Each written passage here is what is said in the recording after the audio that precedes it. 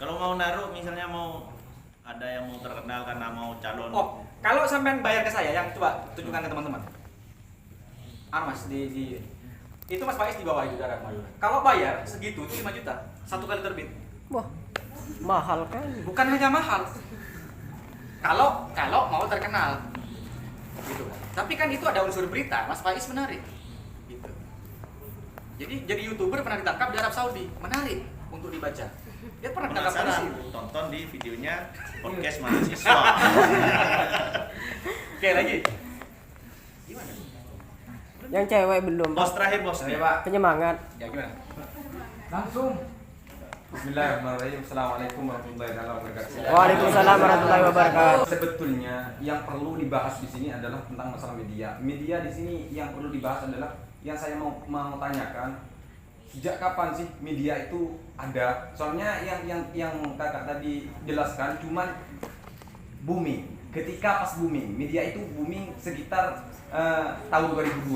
Nah, yang saya tanyakan di sini adalah sejak kapan sih adanya media itu ada?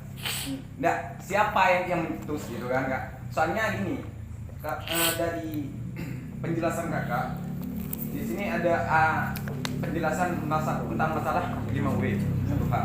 Nah, untuk saya pribadi di sini ada dua pertanyaan, mohon maaf ya kak. Yang pertama di sini adalah sejak kapan sih media itu ada? Oke. Nah, yang kedua di sini siapa sih yang mencetus?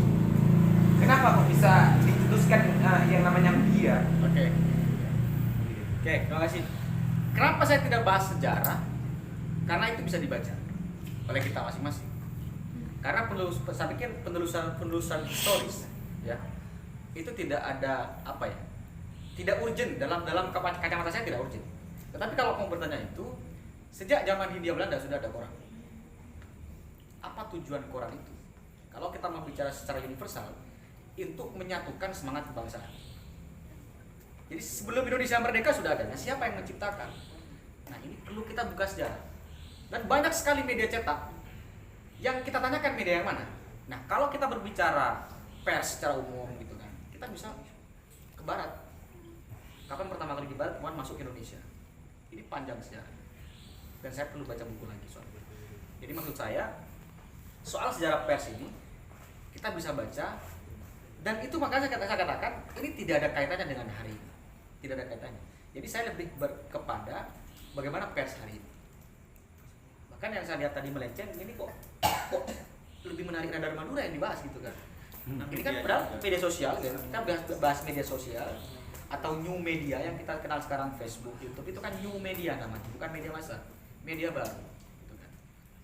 Terus yang kedua tadi soal satu hal. Apa pertanyaan tadi lupa nih? Yang kedua di sini kenapa bos media itu harus ada? Mungkin itu sudah dijelaskan tadi. Iya, jadi maksud saya begini. Media itu kontrol sosial. Sekarang kontrol sosial itu sudah meluas. Contoh misalnya, kamu beli bensin misalnya. Kamu beli bensin 1 liter, harganya 15.000. Kamu bisa mengontrol sekarang. Kalau sampai kembalikan saya viralkan. Ada 3 video saya viralkan. Orang mau nggak viralkan? Itu hanya bisa dilakukan media massa dulu. Hanya bisa dilakukan koran, ya, bisa dilakukan oleh Radio. Tapi sekarang Anda orang vaksin dipaksa, itu bisa viral di Facebook. Orang ngoceh-ngoceh, bahkan Detik bisa juga merilis dari hasil video yang viral. Sekarang kontrolnya di situ sekarang. Bisa. Kemarin ada kasus anak muda ditangkap digerebek di Palembang kalau nggak salah. Cewek itu. Iya. Tujuannya apa di video? Coba saya tanya. Kasihan itu sampai kelengkap begini itu. Kenapa kok mau di video? Untuk kenapa orang mesum di tengah sawah itu di video? Kenapa? Tujuannya apa? Untuk dikontrol toh. Dikontrol toh tujuannya toh. Tapi akhirnya jadi dosa, dia menyebarkan hal mesum seperti itu. Itu jangan disebarkan kayak gitu. Dipegang, kalau toh mau di video sudah pegang sendiri. Bawa orang tuanya. Itu disebar yang menyebar dosa itu. Karena kalau di wartawan, kasus pemerkosaan nggak boleh disebut namanya, desanya nggak boleh disebut. Boleh diberitakan tapi desa, nama, wajah nggak boleh ada. Tapi kalau di video sampai mukanya tampak, orangnya tampak, yang laki-laki tampak, yang cewek tampak, viral lagi di mana-mana. Kenapa kita mau cenderung memvideokan? Karena kita mau mengontrol ini nih, biar tahu nih sosok pahlawan kayak gitu. Gitu ya. Itu tujuannya untuk mengontrol. Dan itu tidak hanya bisa dilakukan. Kalau ini bisa dibawa, nggak usah jadi wartawan. Kamu nggak usah jadi wartawan. Misal ya, kamu pegang, misalnya kamu supirnya Pak Kadis misalnya. Pak Kadis tiba-tiba main di salah satu Malang sama cewek. Kamu rekamin itu sudah. Pak minta uang 20 juta, ini videonya kamu. Selesai itu sudah kontrol keuangan itu. Selesai kamu dari jabatan. Bukan hanya wartawan yang bisa ngontrol, data itu juga bisa dimainkan. Nah, fungsi media, peran-peran ngontrol seperti ini dulu hanya bisa dimainkan oleh wartawan. Sekarang sudah bisa dimainkan story WA. Kalau kamu nggak ngasih saya viralkan nih story WA-mu. Kamu dulu tidur sama saya viralkan ini. Wow, bisa takut toh ya kan? Berarti dia mengontrol. Kalau digunakan untuk cari uang, dia mengontrol keuangan. Nah, fungsi media sama seperti itu. Pak Mas Faiz itu, subscribernya sudah 89 itu, nemu kasus. Kalau kamu nggak ngasih uang ke saya upload di YouTube saya, yang nonton 100.000 itu kan berani bayar orang yang jadi korban itu. Hanya YouTube ya, bukan wartawan. Gitu maksud saya. Paham ya? Jadi fungsinya kenapa harus ada? Tapi dulu dia untuk menyatukan semangat kemerdekaan. Jadi ketika media dicetak, dulu kan nggak ada telepon, Mas. Yuk boy, bro, sekarang bro demo, mangkap. Dulu nggak ada telepon. Yang punya Belanda dulu. Media cetak itu kan. Makanya dulu sampai ada media cetak yang dibredel. Orang berjuang dulu untuk apa? Meraih kemerdekaan, untuk dari menulis buku, dari menerbitkan koran cetak, gitu kan. Tersebarlah semua cetak itu, orang baca. Dulu itu dihargai wartawan itu. Jadi dibaca, oh iya, Jepang mau menyerah ke sekutu misalnya. Dari media, akhirnya Soekarno berembuk, yuk kita proklamasikan sekarang. Sudah ada informasi nih dari media, dari wartawan, Jepang sudah mau menyerah, kita apa? Belanda sudah mau menyerah, yuk kita proklamasi. Kalau sekarang nggak perlu, bro, ayo proklamasi. Tapi kan dulu nggak ada telepon. Jadi media massa, medianya masyarakat untuk mengontrol itu. Termasuk mengontrol kekejaman Belanda waktu itu. Kita nggak bisa keliling-keliling dulu itu, bro. Kita nggak bisa dulu keliling-keliling itu ntar nggak bisa. Berembuk saja kamu bahas kemerdekaan, berembuk aja. Itu bisa ditangkap oleh penjajah Belanda. Bayangkan. Sekarang kita sudah bebas. Makanya media massa waktu itu muncul untuk disebarkan, dibaca oleh seluruh Nusantara waktu itu.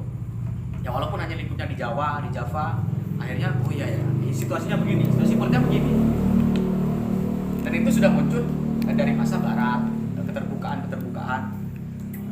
penjajahan sudah mulai hilang, penjajahan di seluruh dunia mulai hilang, perang dunia sudah selesai, masyarakat sudah mulai muncul, kebangkitan Renaissance, masa-masa kebangkitan rasionalitas, modernitas, sudah orang tidak mau dijajah lagi, sudah tidak ada budak, akhirnya terbuka, akhirnya kita, ya sekarang peran pers seperti ini. Jadi banyak sekali pertanyaan. Oke, lanjut. Malah kayak kepi nasi bini ya sendiri kenapa semangat? Saya. Lanjut. Ya ini ada perempuan. Wah, perempuan roh. Bukan perempuan. Serta terakhir mungkin. Serta terakhir. Lanjut. Ayo gimana? Kalau nggak bisa, kalau malu voice. Kalau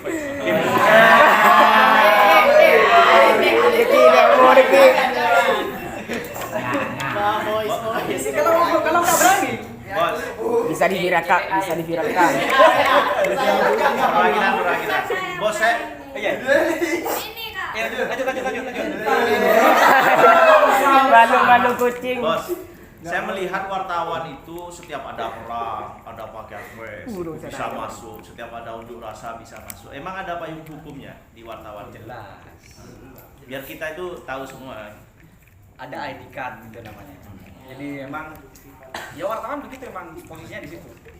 Jadi kemana saja dia bisa masuk, kecuali dia tidak diperbolehkan. Masuk hukum tidak bisa ya. Jadi orang sudah apa payung hukumnya? Payung hukumnya adalah ya undang-undang pers, keterbukaan informasi. Jadi Pers. ya itu undang-undang keterbukaan informasi, jadi undang-undang pers sudah bisa. Gara-gara itu bisa. Gimana yang cewek ini? Ada yang mau tanya ini?